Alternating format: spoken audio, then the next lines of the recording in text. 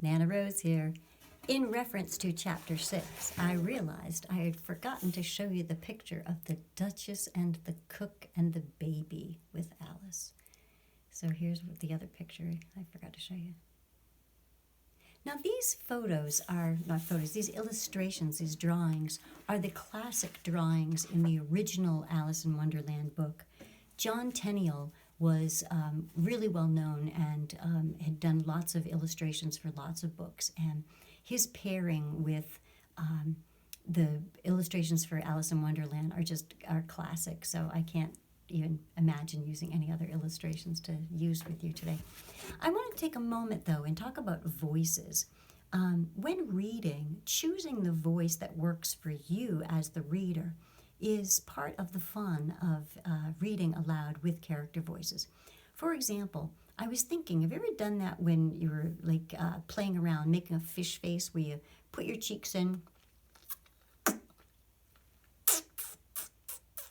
and you do a fish face? I don't know if you could do that. Pull your cheeks in.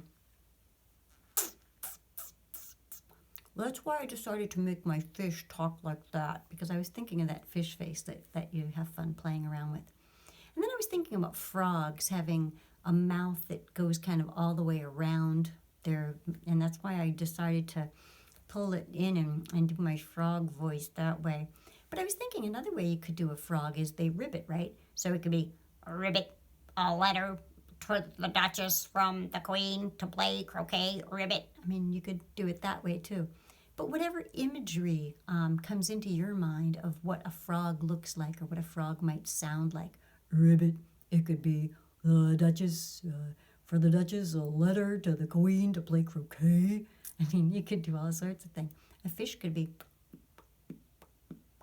a letter to the Duchess to play croquet with the Queen. I mean, there's all different things you could do.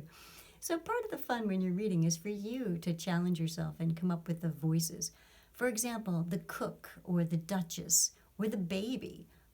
What voices would you use? I could use the baby voice. I could have used a voice like that for the baby. But the baby doesn't really talk. It just sort of grunts and screams and howls. The Duchess, she could be a Duchess and speak that way. But she was sort of curt, so I made her that way. But that's part of what you get to choose when you're reading aloud.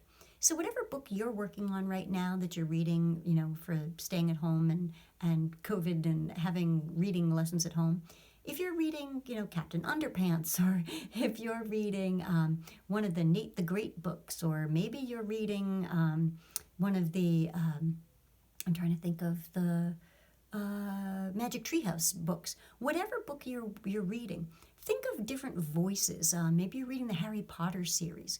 What voices could you make each character have? So that's your challenge with your family today or this week, is to think of different voices and play around with it and be goofy, because it's all about having fun.